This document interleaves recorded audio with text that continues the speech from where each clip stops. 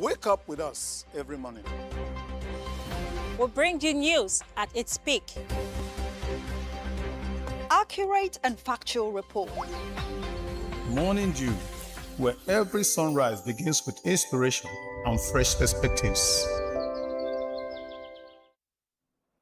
Hello there. Good morning and welcome to Morning Dew on Dott Television. My name is Henry Uzo, and of course, we are here to walk you through happenings around Nigeria and the globe, what is happening, what is written in the newspapers as headlines, and of course, there will be update of news. I'm not alone in the studio. I'm here with Success Benjamin. Hi, good morning. Indeed, it is a showers of blessings this morning on the second day of July. Welcome to Morning Dew on Dott Television, where we bring you topical stories and trending headlines around the globe. I am Success Benjamin. Yeah, Ify.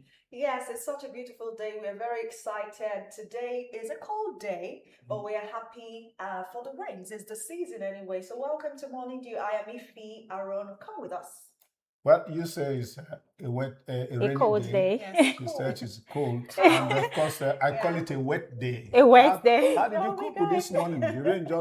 The heaven just opened this morning at about Yes. 5:05, Yeah. 5:15. And it's been raining since. Yes, and I think it's a good start for the new month. The rain is good for you. Of course, it's good because I see. As I speak to yes, you, as a everywhere is positive cold. one. How are you coping? The truth is, we complain about the climate change, ozone layer. Yeah. In parts of Europe, even they're talking of heat Heat wave. wave, Heat yeah. wave. In parts of the north, perhaps you might even find some people will talk about meningitis. Yeah. Arising from heat. For heat. But yeah. in these times, you have to be grateful to God because Okay. nature is still kind to us, regardless Exactly. of our unfriendliness towards the environment. That's right. Yeah, we have to be grateful at all times. Well, another thing again, I woke up, I was not very happy because two African teams that I had hope on. Sorry, I'm always talking about World Cup. I'm a football fanatic. And Congo left, very bitter ways. Senegal too, after leading 2-0 for 80-something minutes, still lost the game. And so as we speak, we just have hope in Egypt and Ghana. Of course, Morocco has managed to qualify. So we are hoping for 3 qualifications after 9 of them came through to the round of 32. So from 90% possibility, as Anthony Uche, our sports guy, told us, we are down to, I can't wait to see him. Perhaps he'll cry on set, because who could have thought that this would happen this week? He's a sportsman, so his job is to analyze it. He knows, he also has his fans. I'm sure they are not African teams. But I know that some football, you said you're a fanatic. Yeah. There are some people, I hope nobody died. No. In some of these nobody will die. countries. Because Nigeria is not involved. Everybody just hold your heart. Yes. Perhaps in those countries, you never can tell. So Okay. everybody just be like optimistic. Senegal yesterday, it was very bad. Be Very optimistic. bad. Very bad. Do not hold these things too hard, really. It will happen in its time. All right, that is how we begin Morning Dew this morning. Just stand by. We'll be back to continue with news update.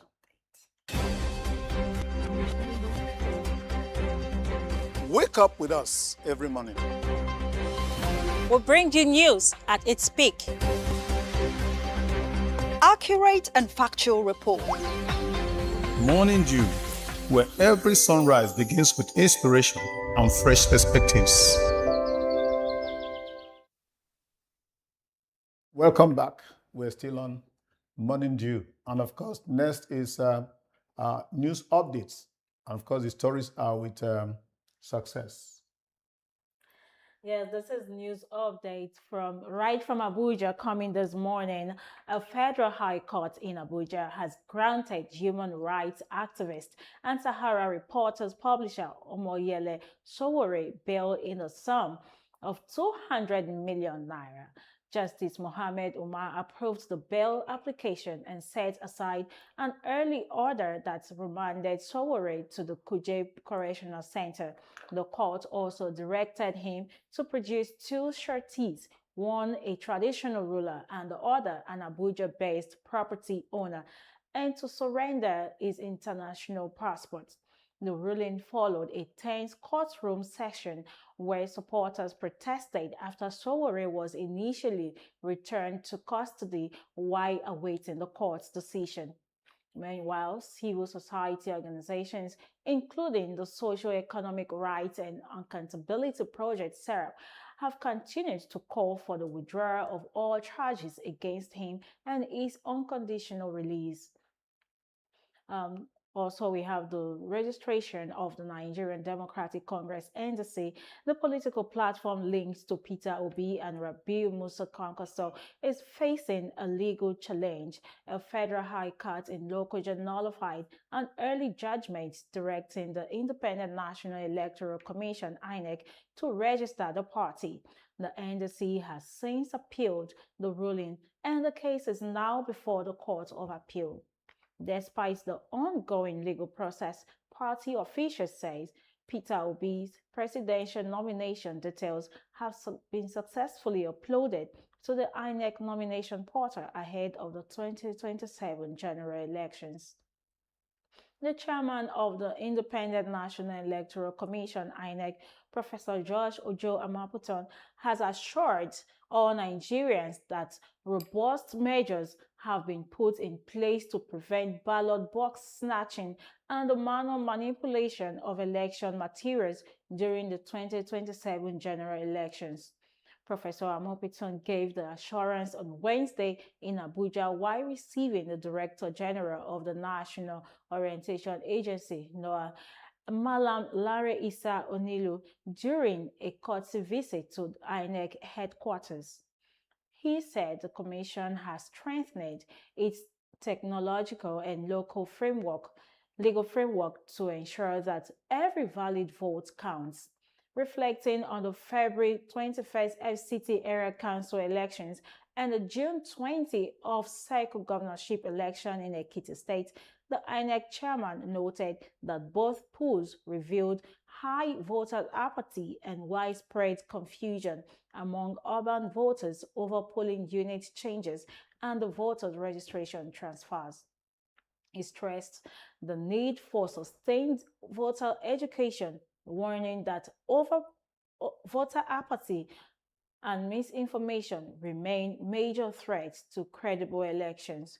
Both INEC and the NOA agreed to strengthen collaboration on voter education ahead of the 2027 general elections. Now from South Africa, the nationwide protest against undocumented immigrants in South Africa on Tuesday disrupted commercial activities, forcing the closure of businesses, shopping centers, and malls in several parts of the country. Thousands of anti-immigrant protesters marched across South Africa demanding the removal of undocumented immigrants as security forces were deployed to prevent violence.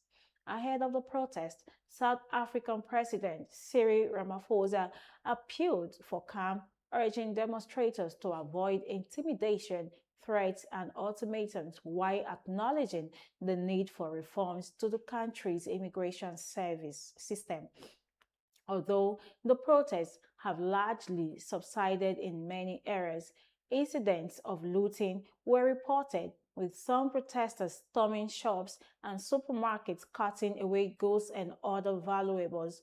The police have also arrested 5 people in Soweto over the looting of shops owned by foreign nationals.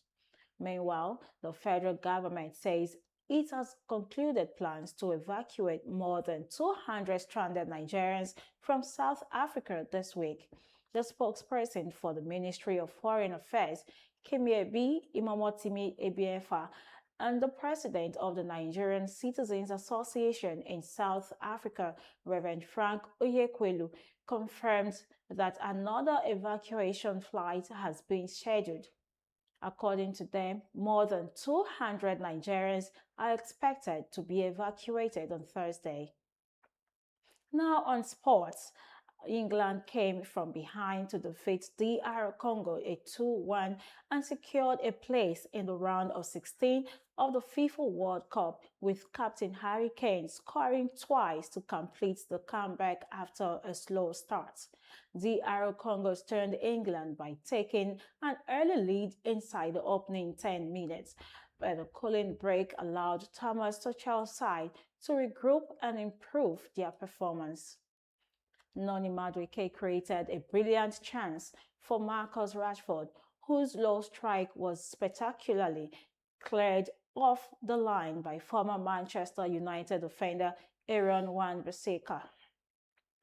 England finally found the breakthrough in the 75th minute before Harry Kane sealed the victory with his second goal, sending the Three Lions into the round of 16, where they will face Mexico at the Azteca Stadium.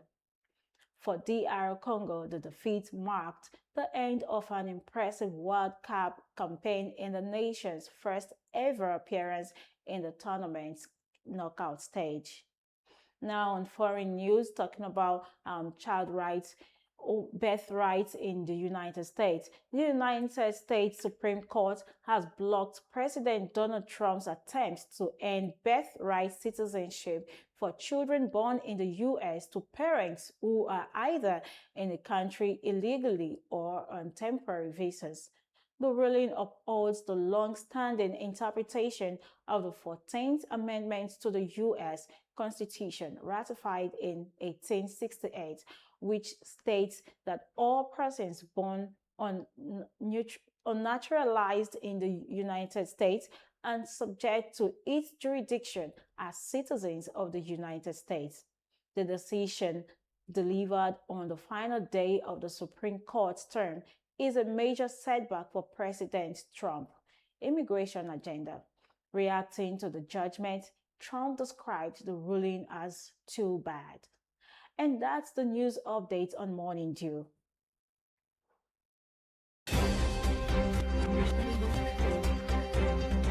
Wake up with us every morning.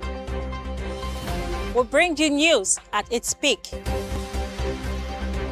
Accurate and factual report.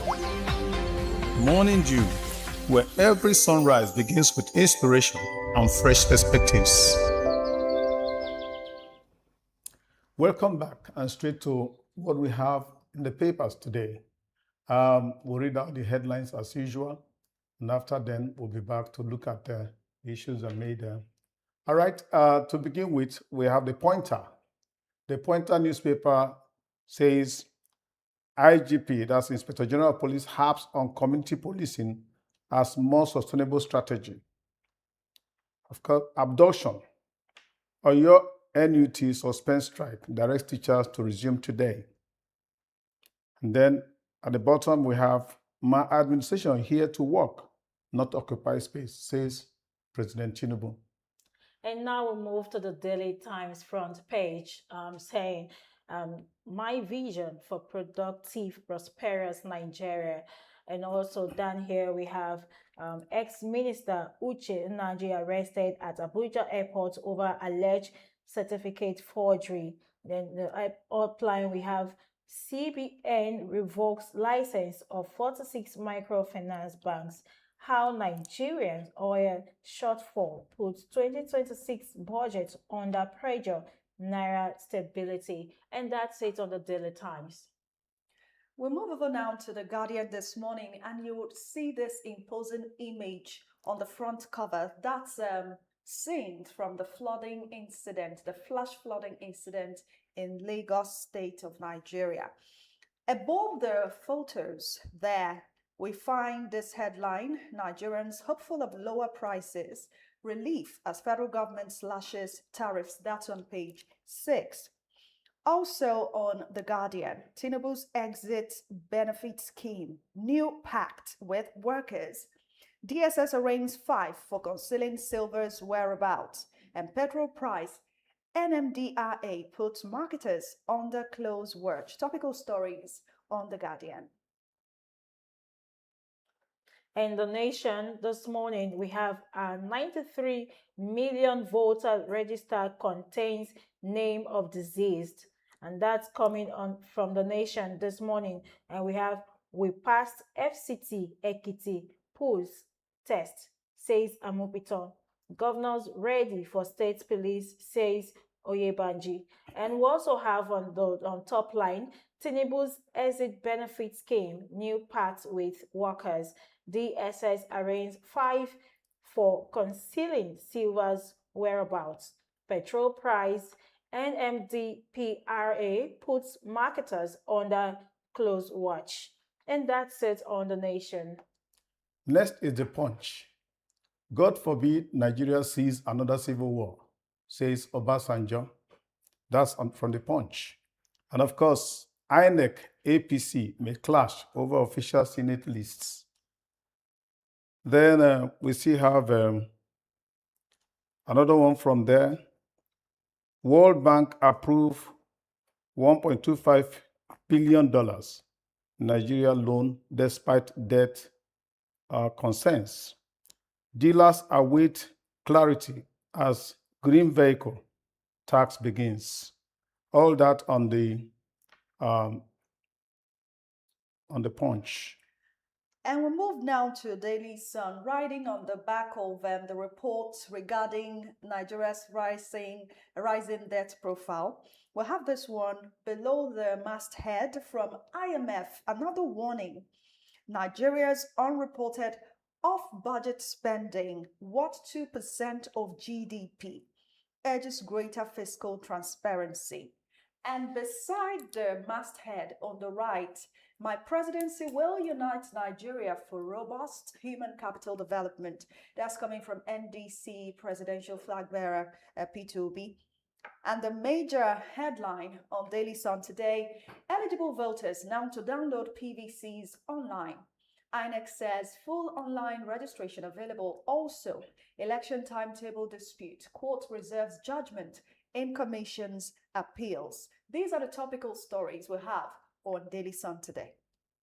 And right here on this day, the front page says, all 36 states in full support and will give it speedy approval, says Oyebanji. And now we have here, Bamidele creation of state police, a child's necessity, says National Assembly building mechanisms against its abuse, discloses that constitutional legal framework we minimize governors' excesses. And also we have Elobimi renew call for African Ratings Agency, says content must control its economic narrative. And that's it for this day. Next is the Vanguard. Nigeria must not witness another civil war, warns Obasanjo. Why APC ditched Suswam 25 National Assembly candidates. Suswam was sacrificed to please Akume, sources say. Party moves to resolve ticket crisis. And of course, we have my presidency will unite Nigeria for human capital development, says Obi. And then state police mechanism to stop governors' abuse on the way, says Senate. That's all we can take from the Vanguard. Now let's find out what's topical on Business Day today. When impossible becomes a daily routine miracle. I believe that's an editorial on page 3. And of course, we have this one. I think that's the major one on yes. Business Day. Let's move ahead. I think the paper is celebrating 25 years of activities, say shaping impactful decisions. I suspect that might be an advertorial. Yeah, okay. Okay, so let's move on to Daily Trust, where we have Presidency clears Gbajabiamila and amid concerns, and also we have 10 killed in fresh Benue attack. That is still on the issue of insecurity. Now we move on to CBN, saying CBN revokes licenses of merchant microfinance banks and 45 orders. They will also have 2026 internal and external advertisement for, that is for, adverts and all that. So And that's it for the Daily Trust. Let's move on to the Nigerian Tribune. All right, Nigeria Tribune, we have presidency opens up on scandal rocking PEAC/Gbajabiamila's office. Some causes of civil war still with us, Obasanjo. Court grants Alice Madueke's request to present UK court judgment acquitting her. ASU threatens strike in Kebbi, 5 other states. Of course, INEC to introduce downloadable PVCs, full online voter registration. Extend tax filing deadline, LCCI urges NRS. Scientists engineer hookworms to deliver medicine. That's all we have on the Tribune. Let's now move to Daily Independent, and there's so much to see and read. The topical one is a unified forex regime stabilizing public finances. Federal government claims says it is helping states unlock and deploy resources. Above the masthead, DSS arraigns 5 for hiding Timipriye Silver's whereabouts. NNPC posts 462 billion naira profit for May as oil output rises to 1.73 mbpd. And we also have CBN crackdown on 46 MFBs. That's microfinance banks' strongest move in years. Experts say action, clear warning to financial sector. NDIC moves to liquidate failed lenders. We also have this one. Tinubu asks Justice, Youth Ministries to begin NYSC Act amendment. An article calls for probe into power sector intervention spending. Topical on Daily Independent today. And yes, a new Telegraph this morning saying new digital education database will track every child from primary school to NYSC. And also we have here on the dine line, and that's on page 48, saying how DSS arrested former minister, handed him over to ICPC. And also we are having the right answer. I say Buhari would have done more for Nigeria, but for time constraint. And also we have for flooding here, say TCN declares force margarine on Onwara Shoke Lekki substation. And also we have here saying OPS threatens shutdown with NRS over tax platform failure. CBN revokes licenses of 46 microfinance banks. And we also have here causes of Nigeria's civil war still persist. That's Ambassador saying. Then we have electoral guidelines for courts reserves judgment in INEC's appeal. Court stop manual sees case filing, makes e-filing mandatory. And that's all on the News Telegraph this morning. Well, those were the headlines, the papers, and of course, we'll be coming back to do analysis. But before then, if you look at some of the headlines we read, one of them is talking about how the federal government is trying to reform the NYSC. The essence of it all is captured by Morning Dew, and I'm sure you are going to like what you see. President Bola Ahmed Tinubu has earned a place in Nigeria's history as the president who approved the most comprehensive reform of the National Youth Service Corps NYSC since its establishment in the year 1973. Now, the overhaul transitions the scheme into a skills-driven, productivity-focused institution. It will now feature civilian leadership, a 6-week orientation period, 11 specialized career streams, and a tech-driven call-up process. The NYSC is now under civilian operational leadership. However, the military and paramilitary will continue to provide security support for corps members.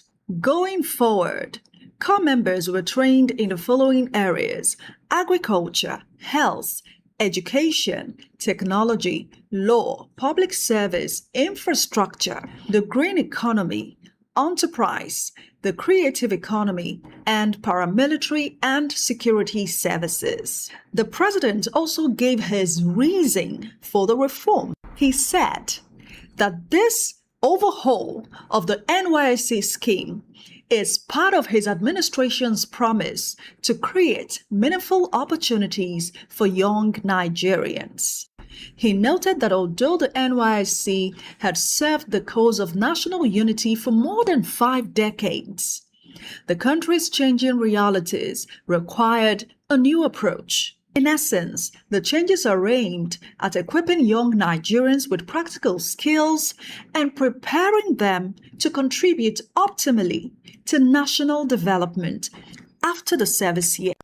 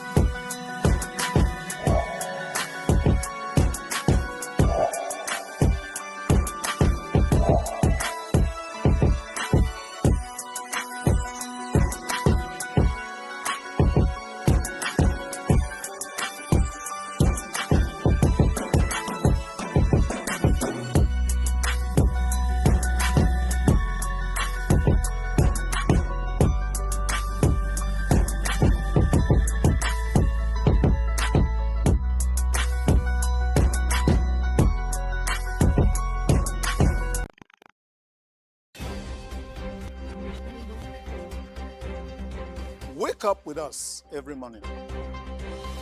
We'll bring you news at its peak. Accurate and factual report. Morning Dew, where every sunrise begins with inspiration and fresh perspectives.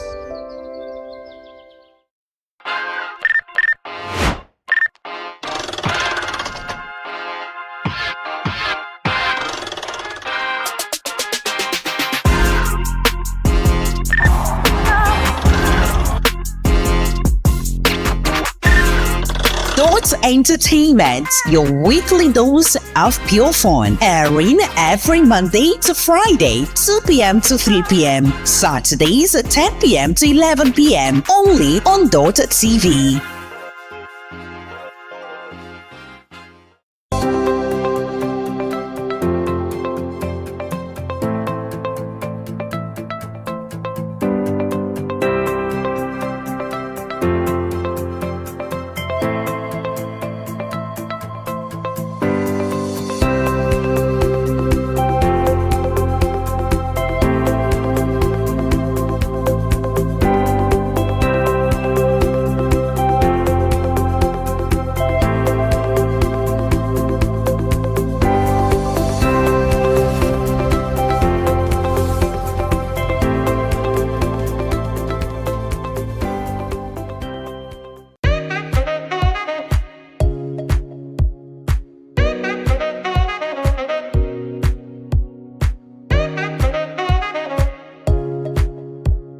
We impose extra burden on the masses. I feel your pain. Only humility will lead us to unity, and unity will lead us to peace. Go to the market and sell their products.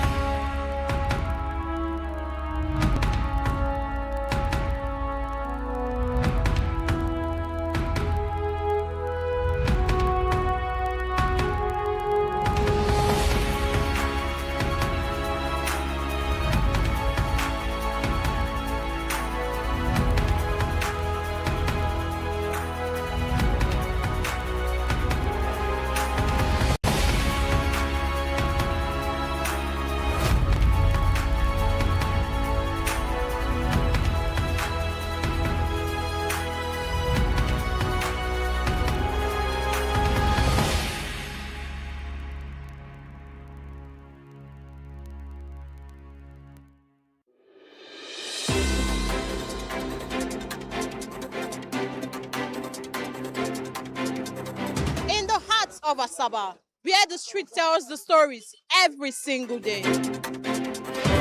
From the corridors of powers to the decisions shaping governance and politics in Delta and Nigeria.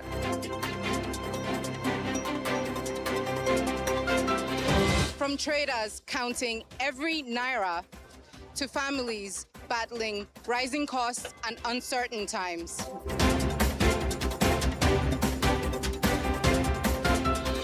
From football pitches to sporting successes to the major developments making the headlines all over the world.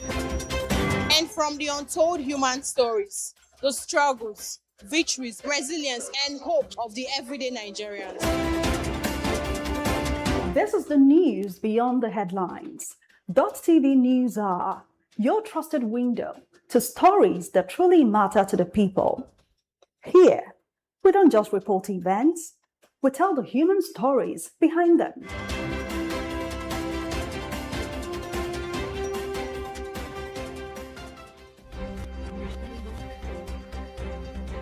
Wake up with us every morning.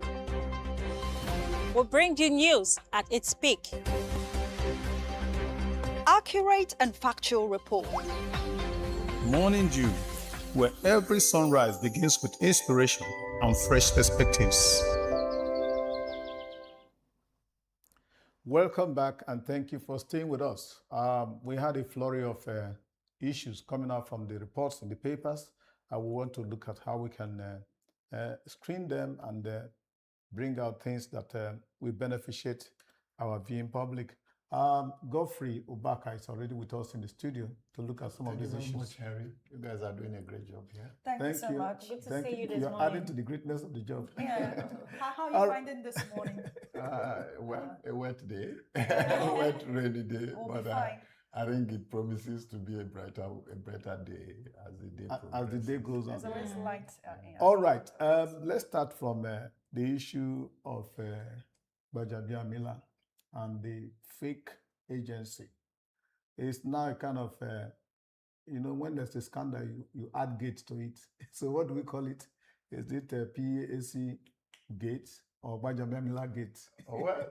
What's happening? If it's Bajabia Miller gate, then you are narrowing it down to that of the chief of staff to the presidency. Okay. But there used to be this book, Cry the Beloved Country. Okay. If you study what is happening, especially as demonstrated in this particular gate, then if you still have tears left in you, you'll cry for Nigeria. Because it's a case of, there's this literary figure of speech where a part is used to represent a whole. That's why you could call a very beautiful, fast-moving vehicle a good wheel. A wheel is part of the vehicle or you now. But this tends to show us what is happening at the greater part of the level of governance, and it's really not a good one. No matter the defense that is being put up now, Nigerians and the people in the other parts of the world who are watching appear to be very worried over the revelations that there is a Presidential Foreign Intervention Promotion Council that's supposed to be part of the Foreign Affairs Ministry. And there is a DG, Prince Adeyemi, who says that he had to pay 400 million ahead to be appointed a DG, and that there is a 200 million outstanding that he has to be paid, and that he had to be given 1.3 billion. There's a 1.3 billion allocated to the agency in the 2026 budget. And of course, it has opened account with CBN, papers given to it from Accountant General's office. The presidency cannot claim not to be aware, and the Foreign Affairs Ministry. And what is at stake now is how to divide the 27 billion takeoff grant There is a when you say divide, you mean share it among 27 billion take-off grant. The percentage that should go to Budget Biamala, yes, and the percentage that the DG needs to Prince off. Adeniyi needs to take home in order to recoup from his investment, quote and unquote. Remember that he invested 400 million to be appointed. Yes. How come that it is now that the public started zeroing on it, that Budget Biamala is saying that is a fake agency. And I think the spokespersons of the presidency have come to say that Prince Adeniyi is parading himself as a DG, that he is fake, and the agency is fake. How can a fake agency have an allocation, and of what amount in billions? It now opens our eyes to why the government is borrowing on a daily basis. What infrastructure is being used, is the debt being used to fund? And come to think of it, we are in a nation where you have out of school children, over 30 million out of school children, and you have families that cannot feed, you have failing infrastructure, and all that money is being used to fuel corruption. So we had Watergate scandal in America, and people had to resign. Whether you call this Bajabiamala gate now, or Tinubu gate, or window, or whether it's gate or window, somebody, if we still have some modicum of honor left in us as a nation, somebody by now should be resigning.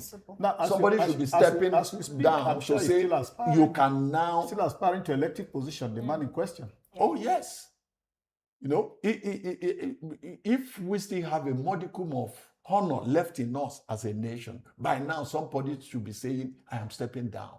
You know, let the EFCC and the rest come and investigate. Well, but of course, what we are seeing is a damage control. We are seeing a damage control and claiming that it's a fake agency. It never existed. He was holding, the agency he had staff holding meetings with envoys, foreign embassies, representative of foreign embassies. At what level? And had office at the Federal Secretariat under the presidency. Well, so much on that. We'll see how that unfolds. Well, let's look at the appointment of Okonkwo, Barrister Okonkwo. The very vociferous Okonkwo is now the spokesperson for Atiku. What a drama. What a drama indeed. But whether it's an anticlimactic drama or still building to a climax, that I do not exactly know. Before I came in here, I had to congratulate an acquaintance. I said, oh, congratulations. Yeah. And he said, why that bothers me really is that this is not just Ken Okonkwo, that this is our own Andy. You understand? But of course, you need to, yes, our idea of living in bondage with all the representative personification of idealism. You understand? But of course, you need to draw a line of divide between Andy of living in bondage, a fictional creation that had to win into the minds of Nigerians, and Kenneth Okonkwo as a person. And it follows a pattern. We have had people who came out in this country, use public platform such as you have here now, to attack Tinubu and call him drug baron, call him all manner of names. And eventually it ended up in their being made ambassadors and all that. So it follows a pattern. You come up and throw tantrums at people, and if you insist on it and you keep throwing it and keep throwing it over time, it will service stomach infrastructure at some point. So I don't know whether to say to congratulate him now or to again weep for my country. There's a difference now because he got a job from I would say an opposition. Of course, we know the issue between Atiku and Obi and how that they ran together in the previous election. So now it's a question of him pitching tents, after a court in Oka, Anambra State is actually calling on Kenneth Okonkwo to come and answer defamation charges against him by the NDC presidential candidate, Mr. Peter Obi. So now he hasn't even turned up in court, and the court has given Peter Obi leave that he can be served wherever at his last known address. That means judgment can be taken in his absence. Even his absence. But even at that, we woke up this morning to find that, another party, the ADC, we know what Obi had to go through before he came to NDC. So now, are we seeing a pattern? Are we seeing why possibly Kingsley Kenneth Okonkwo has been all over the place? Because some people have been watching him and they're like, there's something inconsistent. It was predictable. The appointment was predictable. It was predictable. He was throwing through a pattern in order to bring somebody down. Is that what they call PhD? Pull him down, pull Obi down for the other one. One would have thought that it would have been for the interest of perhaps him getting an appointment with nobody. I didn't quite see the ADC in the picture. Okay. I would have thought that it's the ruling party. Another party. That's yes, the ruling party. Today it is ADC, and he could also be offered something higher by the APC, and he could run down Atiku. It follows a pattern. All right. But what it shows is lack of credibility in public communication. We're going to be taking them brief. We have this one. It's like there's row between APC now and INEC concerning primary elections. Were you not expecting it? No, I didn't expect it because I thought all our anticipation is that INEC is playing the card of APC. Yeah, but APC has imploded. APC has imploded. Okay. And INEC had the constitutional duty to go and supervise the primaries. Now the primaries that INEC supervised, INEC got the results. Okay.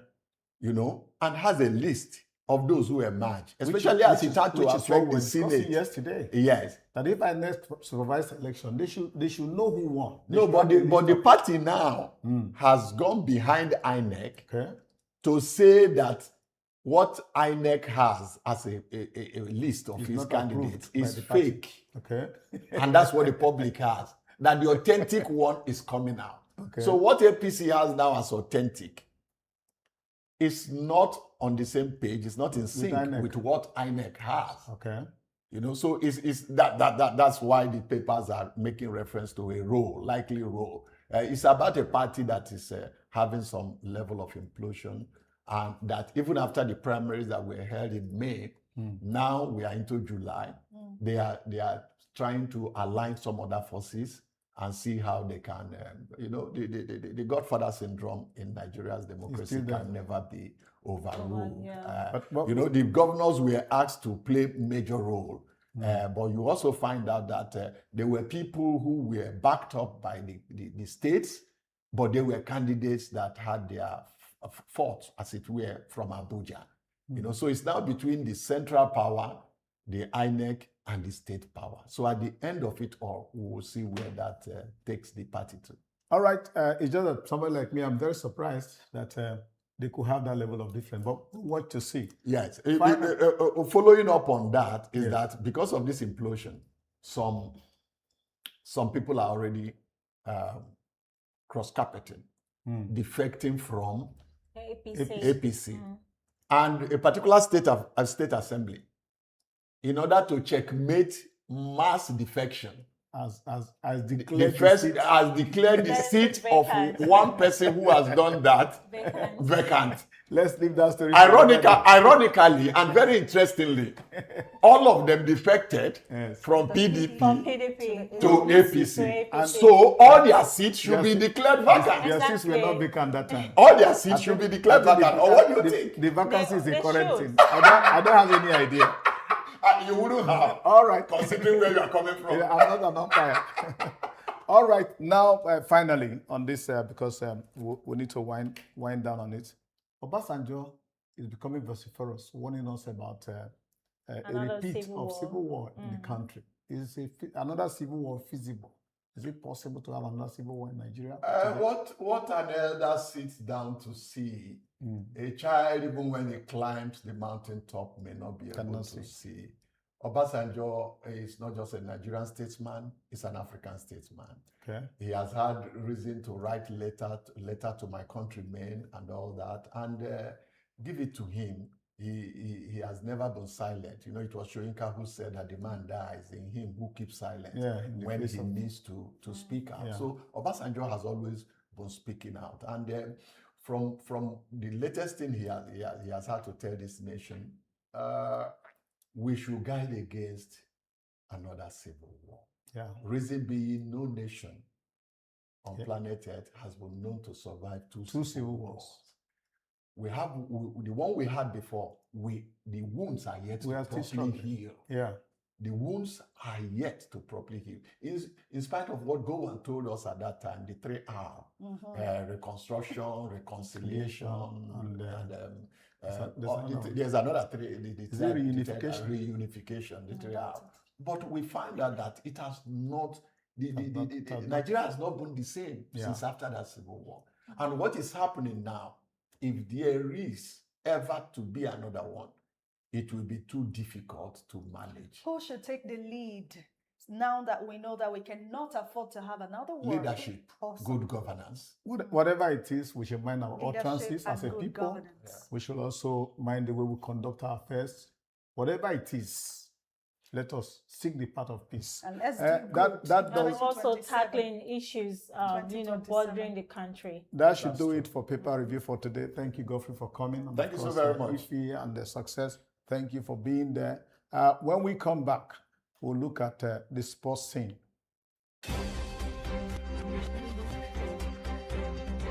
Wake up with us every morning. We'll bring you news at its peak. Accurate and factual report. Morning Dew, where every sunrise begins with inspiration and fresh perspectives.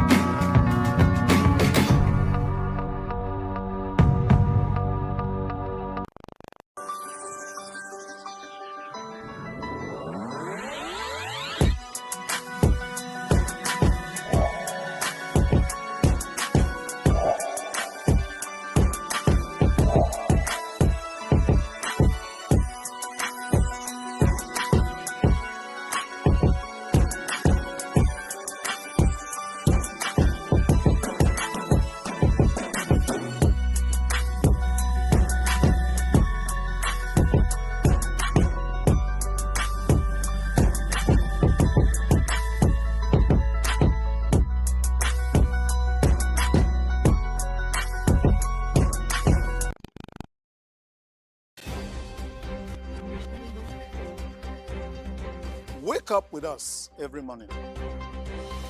We'll bring you news at its peak. Accurate and factual report. Morning Dew, where every sunrise begins with inspiration and fresh perspectives. Welcome back, and of course, we go straight into the sports world. A lot is happening, and Anthony Uche is with us in the studio to unpack. You're welcome, Anthony. Thank you very much. Hi, Anthony. How did you wake up this morning with the heavy rain? You wanted to sleep more? It rained this morning, but before that, it rained on a lot of African nations. Oh, that's how you put it. Yeah, so, well, I'll start. Let's just follow the order of the games because first of all was England versus DR Congo. DR Congo. In yet another game where an African country played really well, went ahead very early. I think they scored too early. Yeah. You know, people used to say before the 10th minute. Yes, people used to say sometimes you could score too early, and I think that was one of those games where you scored too early because that means you had to defend for a bit longer than necessary. And with the quality in that English team, you would eventually get found out. If you defend for too long, they will punish you, of course. Yeah. And Sipenga, who you just saw on the screen there, opened the scoring in the 7th minute. England started off fine, but after 7 minutes, they were behind. And DR Congo, the DR Congo goalkeeper was there. Lionel Mpasi made very, very good number of saves. Some of those saves, in my opinion, are a bit exaggerated, but because I felt England should have been a bit more clinical than they were yesterday. But generally, he had a good game, the goalkeeper. And up until the 75th minute, where eventually, like I said, if you keep piling under pressure, the pipe will eventually burst. It did burst. Who was Hurricane yesterday? Of course, he tsunamied a lot of them there. And he scored the header to equalize. And then, of course, barely 11 minutes afterwards, fantastic. One of the biggest, one of the strongest shots I've seen so far. That was a great strike. Yes, one of the strongest I've seen anybody hit, the shots at the World Cup so far. And Lionel Mpasi, unfortunately, there was nothing he could do about that one. Very good hit, very good response from an English side who, in my opinion, their coach, Thomas Tuchel, is not making the job easy for them because of starting from when he made the call-ups for the World Cup. Dropped a lot of good players, a lot of players who the team felt they needed. And it's told on them because, of course, like you said, before yesterday, they had 2 right-backs injured. He started playing a centre-back and right-back. And mind you, he dropped a certain Trent Alexander-Arnold, who is perhaps one of the top 5 best right-backs in the world before the tournament. And you're having to play centre-backs and right-backs, which means you probably should have called him up and you didn't. So, but all of that put on a lot more pressure on them the moments they were behind. But unfortunately for them, unfortunately for Congo, fortunately for England, they did what they had to do.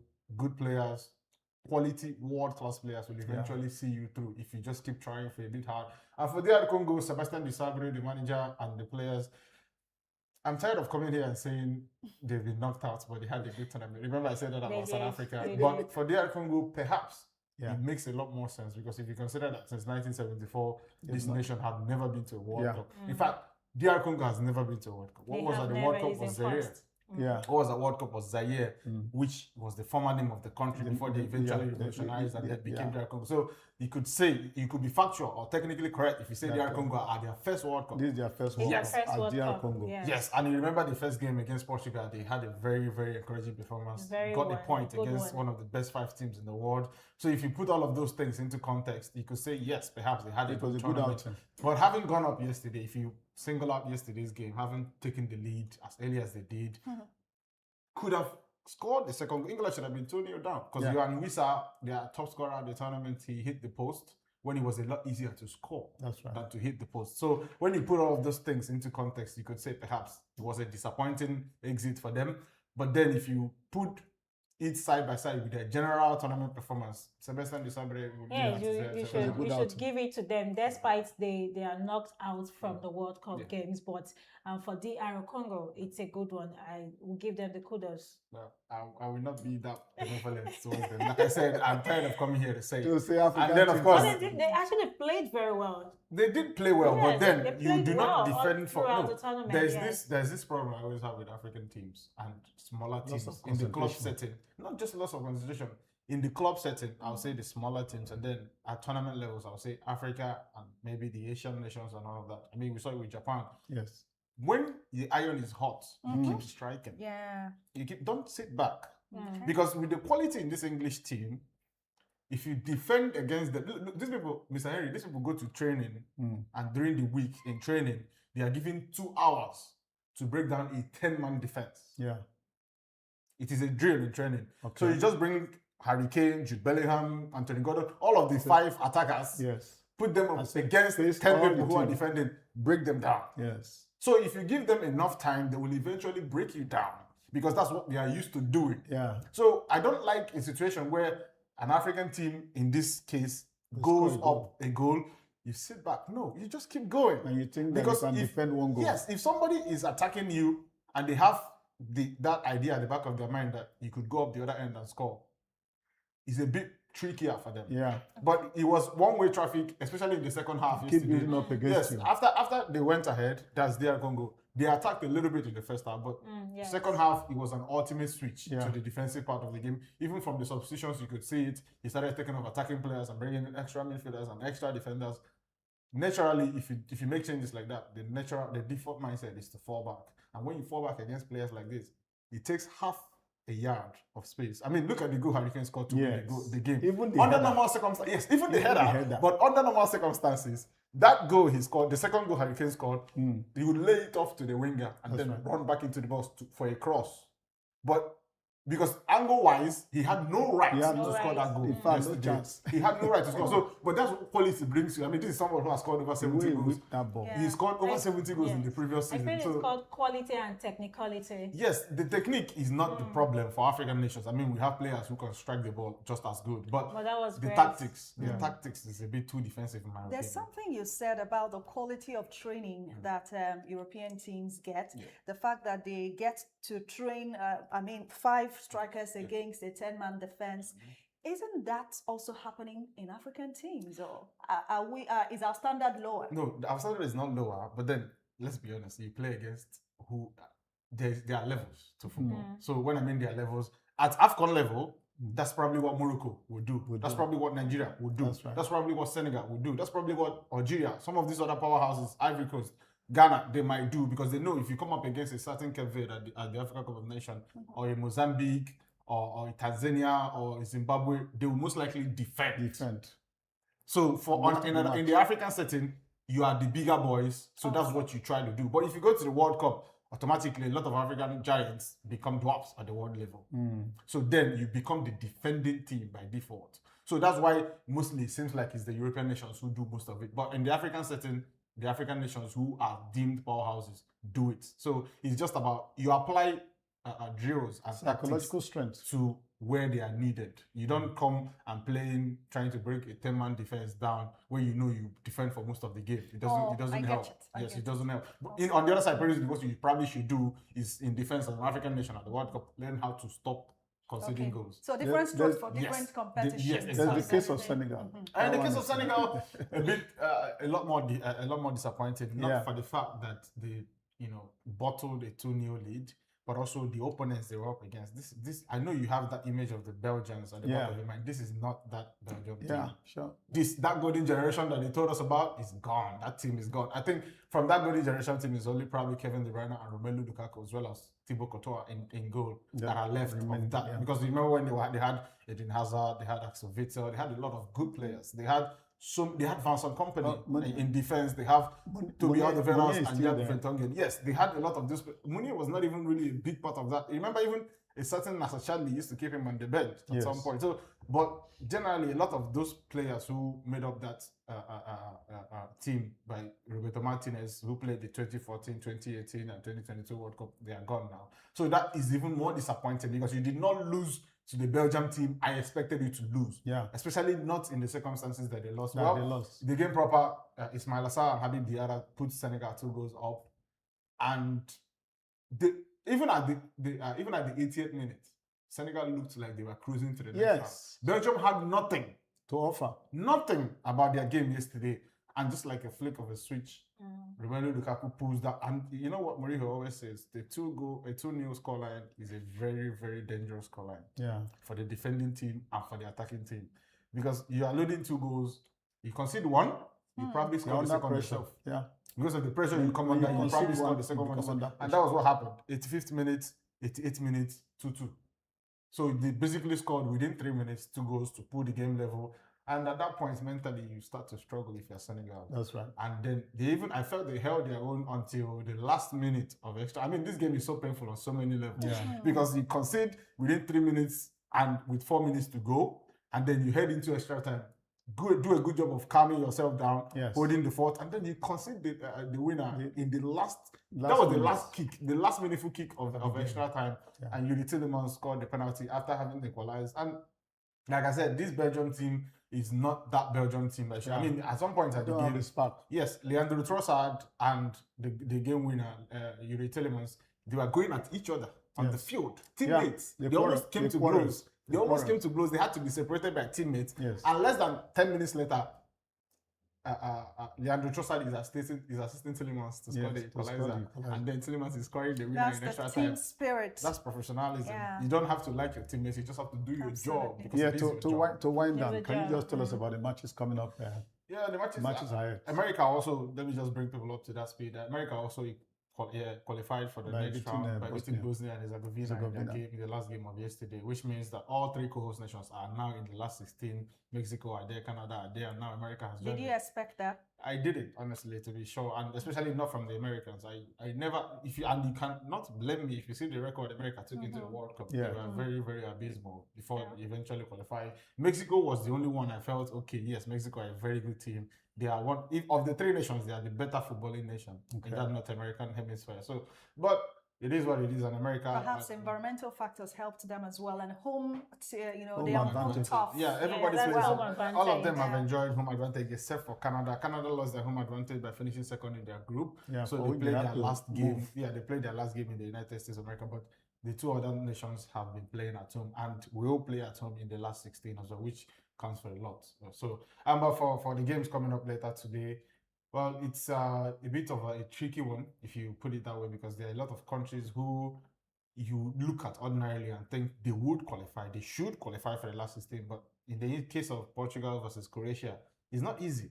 If you are Portugal, you are expected. Yes, if you hear that Portugal are eliminated at the last 16 stage, you'll be a bit disappointed. Yeah. But if you actually think about it, they're up against the Croatian side. Yes, like I said about the Belgians, about the Belgian national team, a lot of the players who made up that golden generation that got to the final in 2018 and to the semi-finals in 2022 are not really there. Only Luka Modric and perhaps Mateo Kovacic and Ivan Perisic are left in that team. Yeah. A lot of those other guys who especially did that fantastic job in Russia, to get to the final, they're no longer there. But they're still a difficult team to play against, because they've now brought in a lot of younger players, the likes of Mario Pasalic, even Josko Gvardiol at defense, the Manchester City centre back. They have a lot of other young players who somehow, Zlatko Dalic, the coach, has fused into the squad to make sure that there is that balance between youth and experience. So they are not going to be an easy game for Portugal. And for Portugal, Cristiano Ronaldo basically has to, he said he was back after 2 games in the tournament, and then he disappeared for the last group game. But he has to be back this time around for good, because this is where it gets to crunch time. Yes, he saw what Harry Kane did to his country yesterday from a very, very difficult situation. He rose to the occasion. This is where, and I think for knowing somebody with the mentality that Cristiano Ronaldo has, he's probably waiting for this moment to arrive at the World Cup properly. Awesome. He's that kind of guy that thrives under pressure. He loves the pressure. He loves the pressure. So I won't be disappointed if today he just goes and I say, okay, I'll do this myself, and he does something like he's done over the years for Portugal. All right, thank you, Tony, for being there. That's just before he goes, I don't know why you're wearing the same colors I'm wearing. You need to pay me. No, the weather forced you. You draw your debt behind the camera. All right, we'll continue with Morning Dew when we come back. Stay with us, and thank you for staying with us. Wake up with us every morning. We'll bring you news at its peak. Accurate and factual report. Morning Dew, where every sunrise begins with inspiration and fresh perspectives.